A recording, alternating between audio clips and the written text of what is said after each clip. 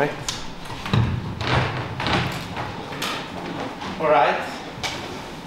Today we'll be talking about two main topics. The first one is vision transformers, and the other is knowledge distillation. As we discussed in the group chat, we will not spend one lecture just focusing on the transformers again, but I've sent you a couple of links to read through. So let's start from the vision transformer. What do we mean by vision transformer? We have an image with two spatial dimensions, height, width, and channels, which is usually 3 channels. But the transformer, as we have seen from natural language or whatever application, what is the input and the output of the transformer? What's like the type of data that it accepts? What's like the expected shape if you just have a transformer encoder in natural language or in any application? Any ideas? Okay, I will help.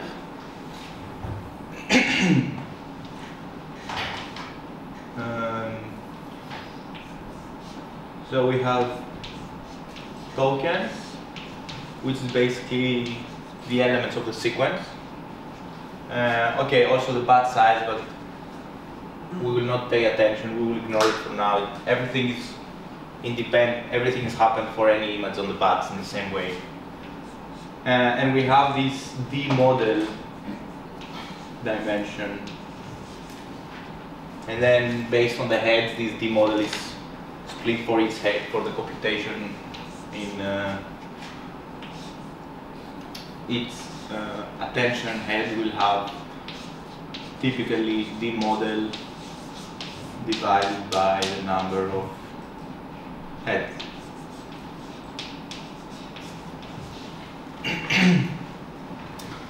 Okay, and here we have a whole image with 2 dimensions and 3 channels.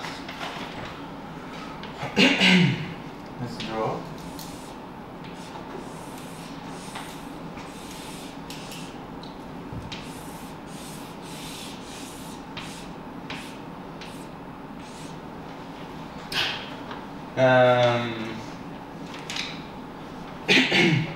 So this question, how to feed the image in a transformer, took the whole deep learning community something like 3 years to figure it out.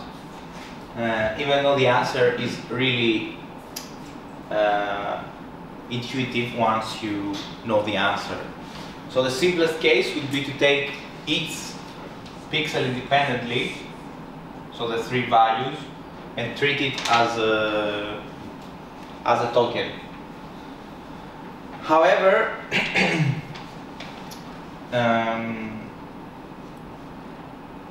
this will result in an enormous amount of tokens. And if you can recall the self-attention operation, if you have, let's say, let's use the letter M, the sequence length. So if you have M elements of the sequence or M tokens, the computational complexity is M squared.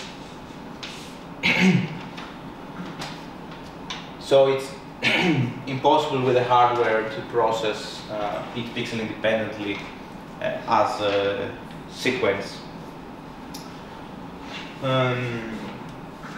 So the idea is to take to consider non-overlapping patches.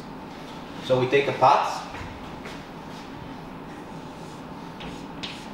This is typically 14 or 16, even an image of 224. So let's say in the simplest case, 16. And we take 16 by 16 patches in this image. Over all channels. Over all channels, yeah. Yeah, so basically the RGB values in a sensor, in a natural image, are correlated, so you don't want to separate them as distinct tokens.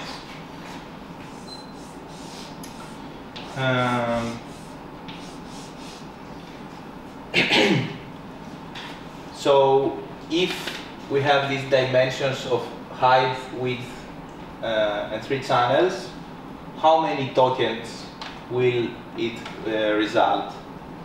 Any idea? So let's say the path size is divisible with the image size. There's no padding here. Any ideas? Okay, will help. So in the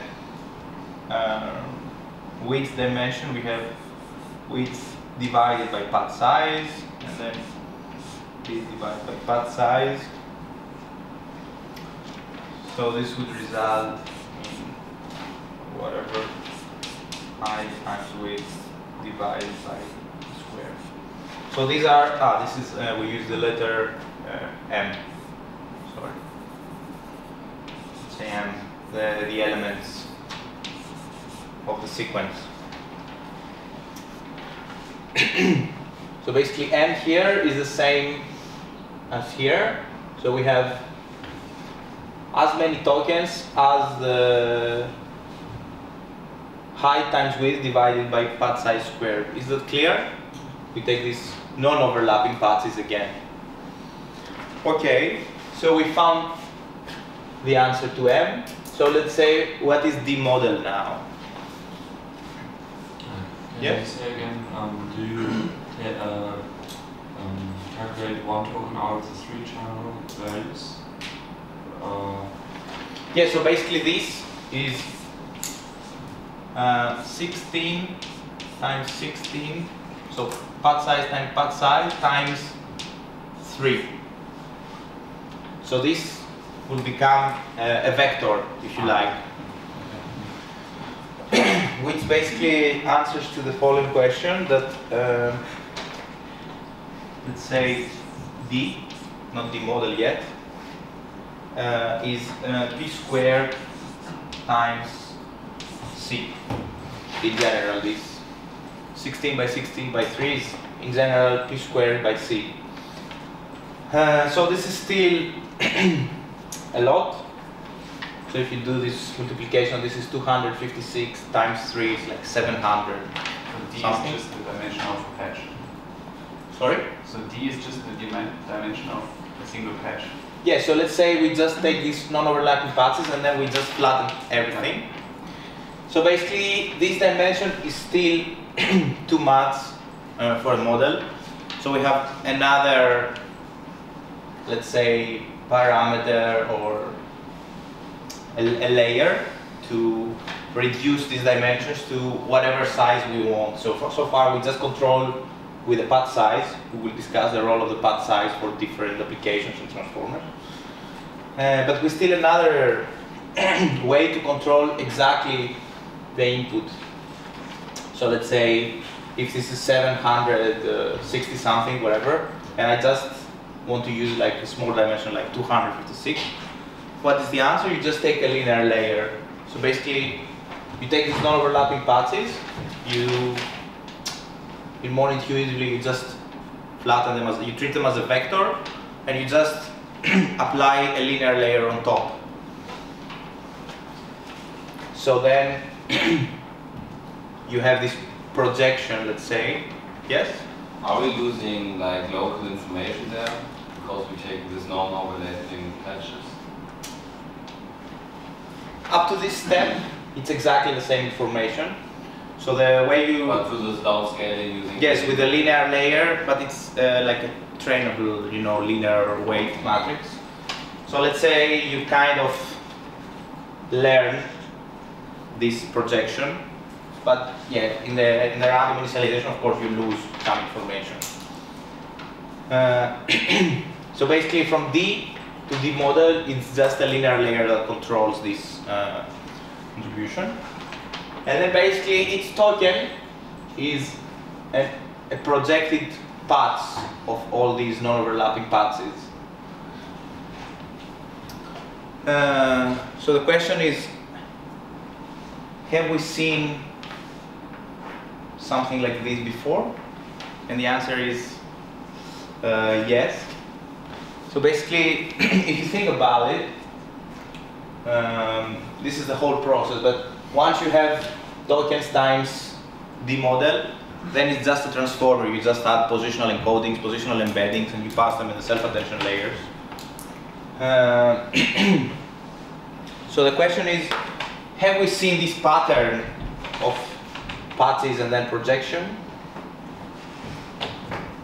Does it remind you of any other module we have seen? Okay, I will help. I know it's non-intuitive in the beginning, but it will get super intuitive. So basically, let's ask the different question. What is the difference between this operation I just described, so non-overlapping patches plus a linear layer, versus a convolutional layer over ResNet? Yes? With convolutional layers share some parameters? Yeah, but here the MLP, so the linear layer, whatever, so the linear layer will process all these patches. Yes? I think Good? I think the field of vision is like all the information goes into a single operation, and in the patches it's more separated, I guess, compared to the convolutions, where you calculate over the whole image, right? Yeah, but this is also through the whole image. It's just that, yeah, basically this patch size is really similar to the kernel in a convolution. So the the fundamental, and then we have like this linear layer who basically the output channels. So the difference here, it can be, yes? Yeah, we don't increase the number of channels when we do the convolutions. But this is, when we do this, we don't increase the number of channels. It's split as three. But for convolutions, we may increase the output channels. Yeah, kind of. So the answer is that you can just apply a convolution operation. It's just that the difference is that basically here the patches are non-overlapping, while usually ResNets have like overlapping patches. So if you just write in PyTorch, you know, conv2d and then patch size equals 16 and then stride equals 16, it's exactly the same operation. So this is kind of very similar to a convolutional layer. So basically for patch size equals stride, it's a convolutional layer. You can implement it as a conv layer.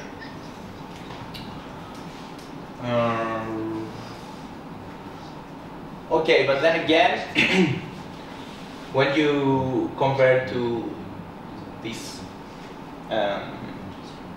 tokens, which is height times width divided by patch size square, it's just a transformer encoder.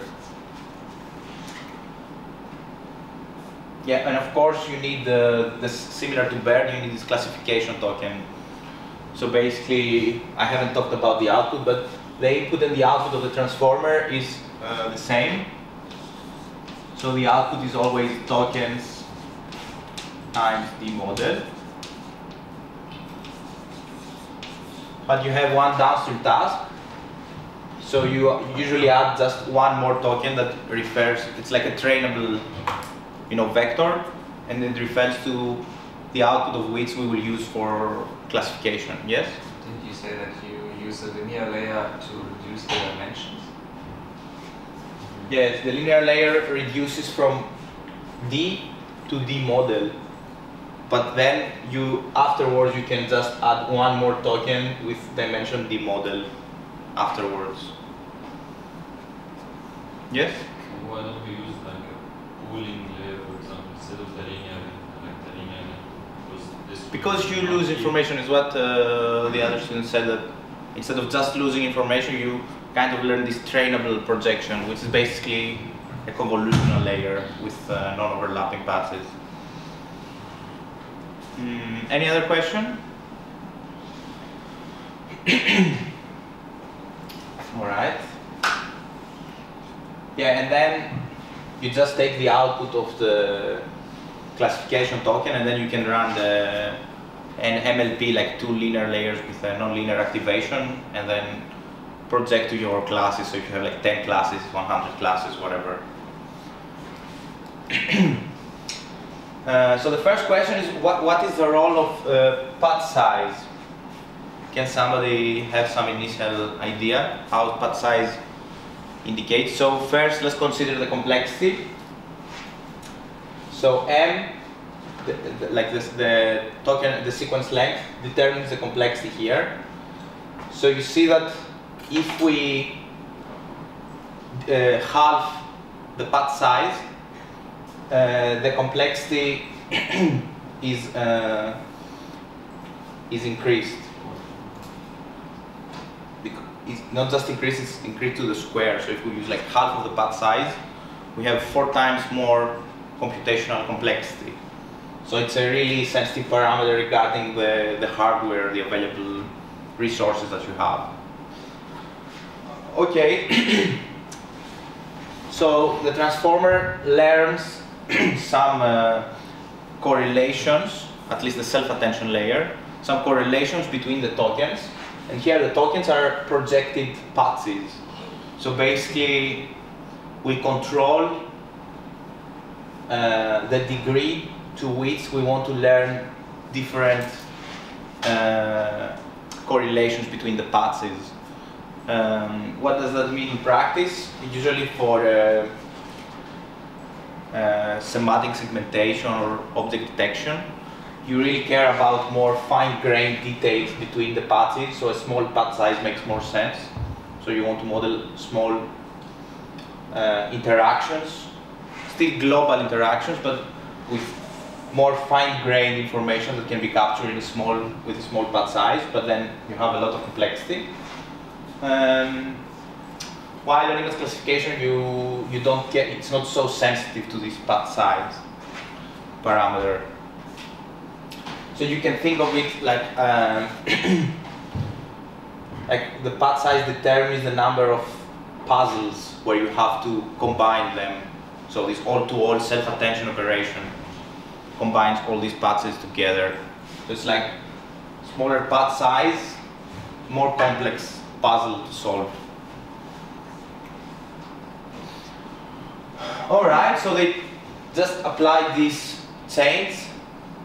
So you can either implement this as a conv to D operation, or you can use like different libraries to do this kind of rearranging of pixels into tokens. And then they trained this kind of vision transformer on ImageNet. And then they want to see what is the correspondence to the learned filters from traditional convolutional neural networks. So they use some visualization techniques. And the main point is to illustrate this kind of correspondence. So basically, we will talk about inductive biases in a bit. But let's say visually, they look like they learn similar things. So this is a visualization of Alexen. This is the first neural network in 2012 that beat the image recognition challenge. And they identify this kind of 2 streams of information where they argue that the high frequency are the grayscale features and the lower frequency are the... But this is still really visual. There is no quantitative measure. They just want to show some initial correspondence. So next, we will argue about the comparison versus the convolutional neural networks regarding the receptive field. So the main parameter that increases, that controls basically the receptive field for n layers is the kernel size.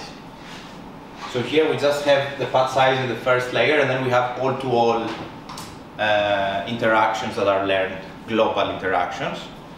But CNNs, as you can see on the image on the right, so here I just add 24 convolutional layers with the 3x3 kernel. So you can see that the more layers you add, you increase the receptive field linearly. And does anybody know, I have this question, how you can increase the receptive field in convolutional neural networks? Have we seen like two or three ways for that? Okay, maybe not all in the course, yes? Increasing kernel size. Yes, increasing the kernel size and with the same amount of layers. Yeah. Also adding more layers, obviously you see this. You can also add these pooling operations that we saw, this kind of downsampling, where you just take the average over the feature maps in a small area like 2x2 or 4x4. So this also increases the receptive field.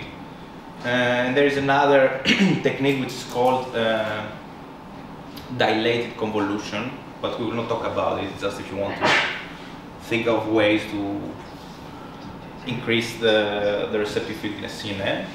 And on the left, we have the vision transformer trained on the same data, and they have like 16 attention layers, and for each layer they take just one of the heads and visualize, they compute this mean attention distance.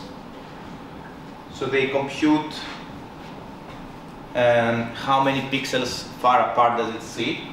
So the main gist here is that even the very first layers attend to really far away pixels that is not possible. So if we could draw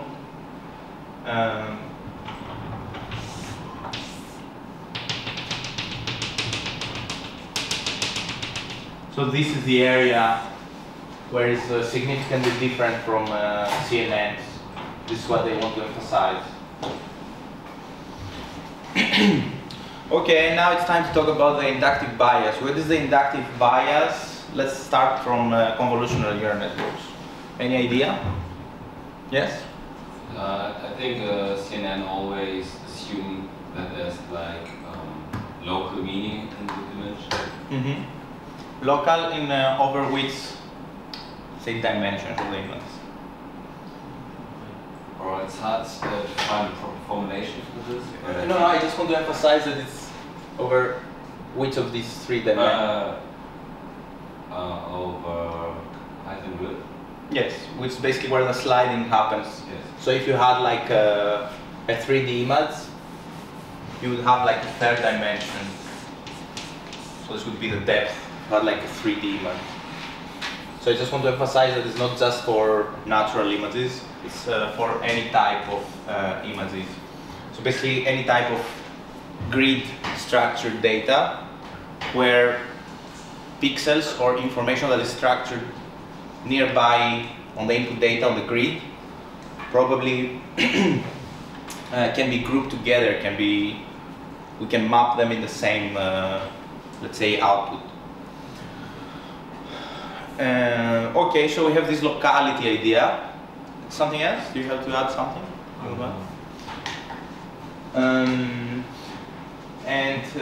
As a result, what is the invariance you can learn from convolutional neural network? What type of invariance you can have in a convolutional neural network? Yes? Thing like flipping and like maybe rotating. Rotating, shifting. You have to decide. I guess it depends on the task maybe, but I guess like... It depends on the task, but let's say on the simple way we have image classification. I think a horizontal flip should always be like horizontal, not the vertical one. I think like this flip should always be the same compared to if you do it upside down. Like yeah, actually change the meaning of the image usually. It is. Yes, what do you want to say? I say like it's shift in way because like we slide in this direction, so yes, shift or translation or shifting. Yeah, this is slightly different from rotating to do like a flip on the whole image. So the classic example is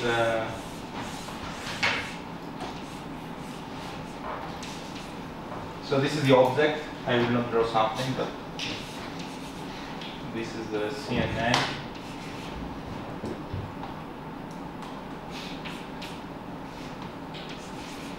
This is Y. Okay, let's something smaller dimension, and then this is like both translation in basically, because we have 2D convolution that the kernels is shifted in both dimensions, so both horizontally and vertically. I will just write shift. So if this is let's say Z and this is like F. And in the other example, we have the object here. This is F. No, basically, this is the image. This is F. So you shift the whole image, so the object moves, and then you apply a CNN, and then you get Z. And then you get some output Y. So it's true that it's task dependent. So in general, a CNN by itself is translation equivariant. So this shift will be reflected in the output features, but it will be still there.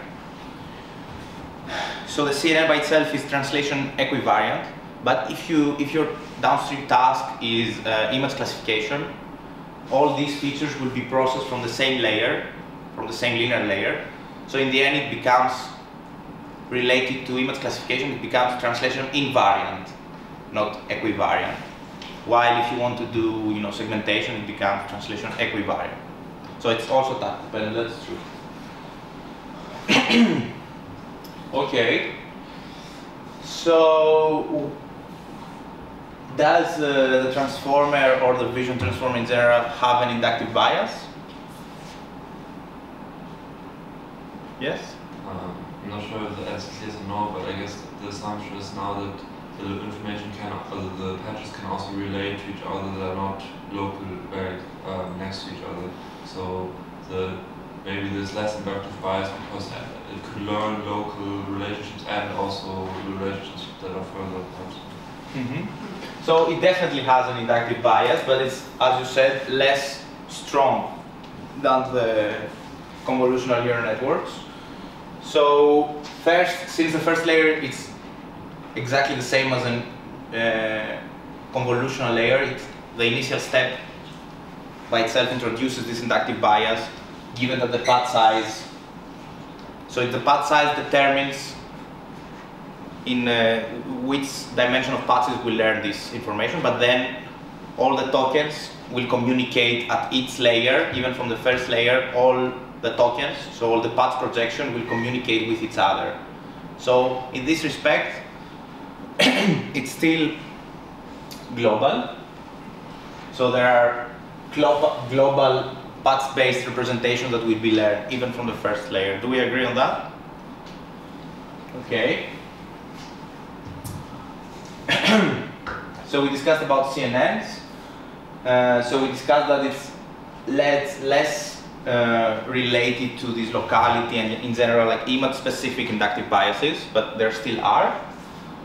So self-attention enable us to learn global path-based representations.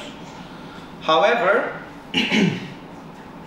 I want to emphasize on another thing that it's not so oftenly discussed, which is the MLP inside the transformer block.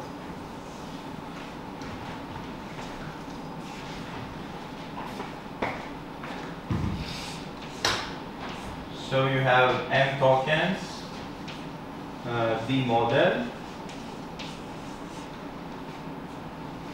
then you have this multi-head self-attention. So this is, let's say, global.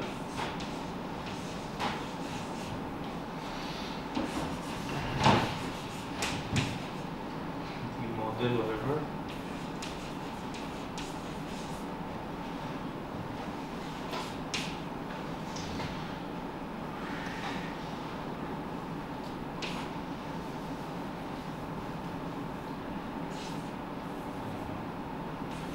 Z. And then you have an MLP, right? Where you process again each token independently, and the first layer increases this D model dimension, and then the second decreases it back to D model. So basically the hidden dimension, as far as I can recall, it's usually 4 times higher than this D model, but in the end. So the MLP is just like a 2-layer with... Yeah, 2 layers with 1 hidden dimension. And non-linearity. And non-linearity. Yeah, there's a lot of research about which is the best non-linear activation function. We will not go into that. But in the end, you increase this dimension, I think 4 times, and then you reduce it back. So in the end, you have D model again. And then you have skip connections, layer normalization, stuff like that. But we will just focus on the role of MLP. So everybody observes that this operation is global. However, this operation is not a global one. It's a local one. How can you see that? So if you define a linear layer in Python, you specify the input dimension, so D model, and then the output dimension, let's say D model times 4, whatever, even D model. So this, all the like the last dimension is the one that you will have the matrix multiplication. So all the other dimensions, so here we just have 1, but you can have like here bad size, for example. So this MLP will be applied independently for each bat and independently for each token. So basically you can think that this MLP is shared between all the different token-based representations. So all the tokens will see the same MLP. So this operation is both local and also translation equivariant. So I will give an example.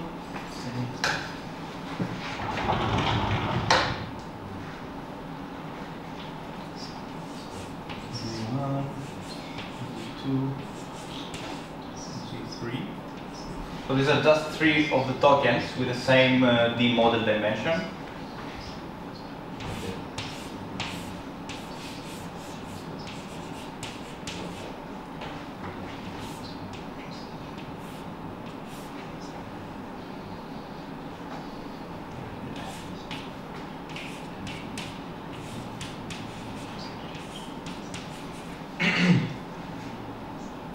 So no matter if I shift those elements and then apply the MLP, it doesn't matter, it's still translation equivariant, because then for each input I get the same output. So for example, if I shift all the digits, you know, to the 1 position, so if I do Z2, Z3, and then I don't know, something blank, whatever. Here I will get F2, F3, and here, okay. So basically, even if I shift, if I translate the token representations, some positions, there will still be the same output because they share the same head. That's why they argue in the, this is the reference is from the first paper that applied, it's called the Animated Word 16 by 16 words. 16 refers to the pad size, and this is the first, and they argue that these MLP layers are both local, since they are token independent, and translation equivariant. Is that clear? Not really. Why can you, like, why are they not being independent? Because this head, so basically if each token has its own head, then this stuff wouldn't make sense, but they share the same head. It's the same idea that convolutional layers share the same filters, the same weights. So the same weights pass from all the image, and here the same weights, here the linear layer, process all the sequence independently. So it's just in the design of the NLP itself that it... Yeah, it's just that it's not obvious. Also by reading about the transformers, or also by reading about vision transformers. I just want to emphasize that this is the global operation that learns these path-based representations, like the correlations that are global, but then this operation is local. This also can be regarded as another reason why we have this layer. Somebody would argue why you have this layer in the first place in the transformer. And positional encodings or embeddings, it's exactly the same. So basically, for each path, projected paths, you have one position that needs to be learned for these paths. So we still use positional encodings or embeddings even in vision. Any questions about the inductive biases? At least I hope I gave you some initial conceptual idea of those dynamics and the differences. So the next part will be knowledge distillation. So does anybody have like a question regarding the vision transformers? Yes? So as far as I know, it's one problem of vision transformer that in contrast to language, the images are scaling in like 2 dimensions, and so you need more computational power for vision transformers than for like NLP transformers, right? Yeah, it depends on the... Basically what determines the complexity is the sequence length. So in language, you can define like these models, like how many tokens or word embeddings they want to process in one shot, which also determines the complexity of the... So basically, you can, in natural language, you can restrict the number of words in a sentence. So let's say it's like a maximum of 120 words. And here you control the complexity with this linear layer. So the path size and the linear layer, but mostly the linear layer. But are you in your lab able to train them, vision transformers? Yes, you can train them. Basically, I don't know if I have a picture somewhere. Okay, I think not. So basically, if you play with the same parameter, like number of heads, this D model dimension, and the number of layers, so it's much more flexible, let's say, to scale all these 3 parameters. So you have the number of layers, you have this D model, which is basically the dimension where all the computation is happening, which determines, and you have the number of heads. Also, you can scale them, so a bigger model usually needs more heads. And you just scale these parameters, and there are some variants that are established, which it's called, for example, vision transformer small, less layers, less heads, less dimension, smaller dimension, and then vision transformer base, a bit more heads, a bit more embedding dimension, and then you can, and they just create, basically they scale these parameters together, and they create different variants. So everybody uses the same variants, and it's easier to compare between, for example, pre-training objectives. Okay. So now we talk about knowledge distillation. Is there anybody who wants a break? Okay, continue. So, knowledge distillation. What is the general problem we face in real life? So maybe you can train one model that fits all your hardware, all your resources. So in the visual transformer scale, let's say you have the vision transformer with a large version. So let's say 16 heads, 16 layers, hidden dimension of 1024.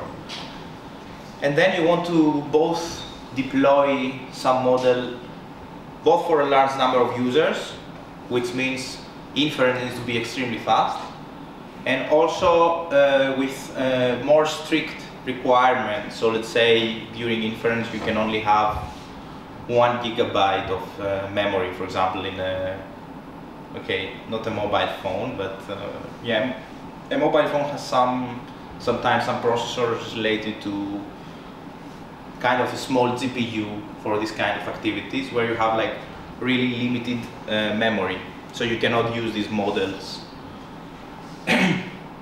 in this kind of computationally restrictive environments like mobile phones or some integrated circuits that can be somewhere inside, like a factory from some camera to detect some objects. Or so there's a lot of real-life applications that require you to either use smaller models, this is like the simplest case, or what we will see in this in parallel with the perspective of representation learning, to copy or pass or inject the knowledge from a bigger model to a smaller model. So this is called knowledge distillation.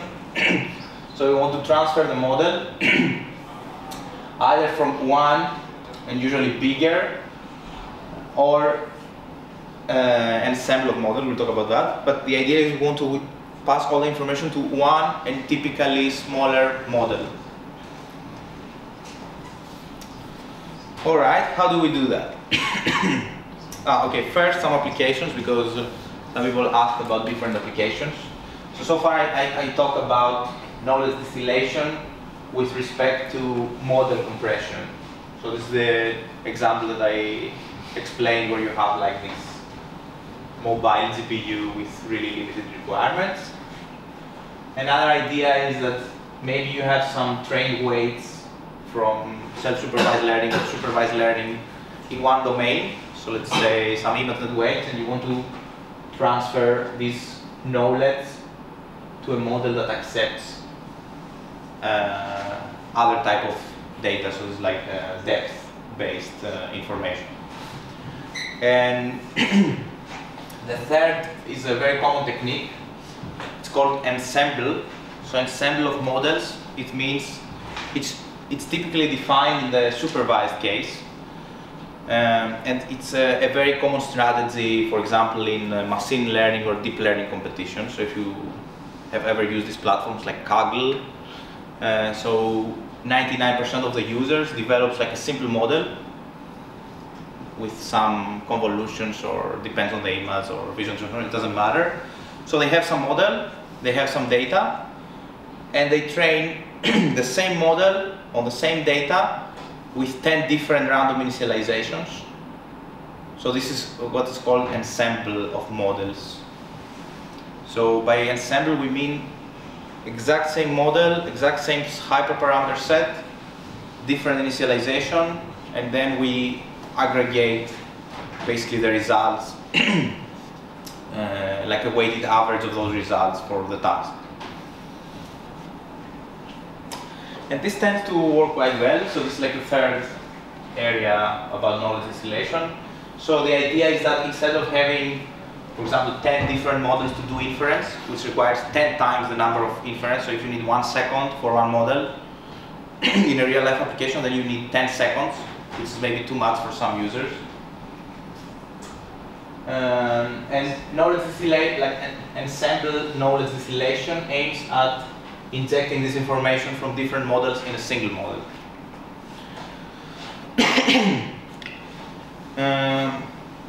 So in this case, you have different options, like should you use the features or the logics. So by logics, we typically mean the output of the classifier network before normalization. This is what we call logics. And then should you use the features, so from the previous layers, so let's say the output of the CLS token of the transformer, or the output of the MLP head that is trained on the application. Or should you copy the output after the softmax, where you convert these unnormalized logics to probability distribution. Or even to, instead of having this, so a trained model will have a distribution among all those classes.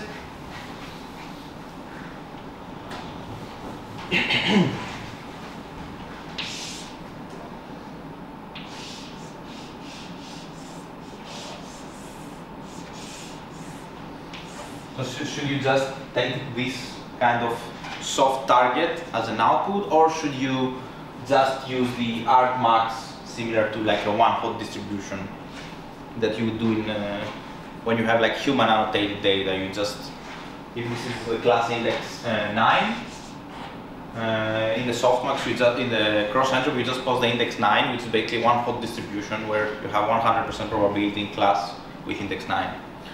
So there are some design choices that are not clear, and there are different approaches that, as we will see in this lecture. So this is the first paper that came out in 2015 from Hinton, one really famous guy in deep learning arena. So basically he proposes to combine the cross entropy between prediction and real labels. So in the softmax, before applying the softmax, you can divide with some temperature parameter. So he proposes a temperature of 1, so basically no temperature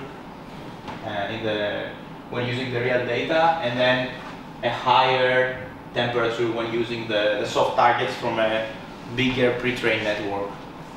So the soft target is basically the output, the probability distribution of a bigger, or in general a network that has already been trained. And then you can apply some weight between these two losses. So this is the typical way, and they also saw at this application, at least in 2015, that when they just applied this one hot, that's what we call like a hard target, this led to significant overfitting. So far from 2015, we have this insight that soft targets allow a new model to generalize decently well. Does anybody know a similar technique in supervised learning that allows you to create this sort of soft targets? Have we discussed that? Yes? Label smoothing. Yes, so label smoothing. What does label smoothing do? Instead of having this one hot distribution, where you say that class 9 corresponds to a dove, it assigns some probabilities of 100